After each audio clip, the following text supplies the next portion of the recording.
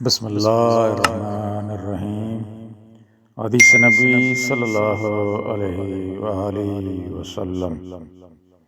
حضرت ام سلمہ رضی اللہ تعالیٰ عنہ نبی صلی اللہ علیہ وآلہ وسلم سے روایت کرتی ہیں، آپ صلی اللہ علیہ وآلہ وسلم نے فرمایا، جس عورت کا خاوند فوت ہو جائے تو وہ نہ تو زرد رنگ کے کپڑے پہنے، نہ سرخ رنگ کے، اور نہ وہ زیور پہنے اور حجاب لگائے، اور نہ ہی سرما لگائے۔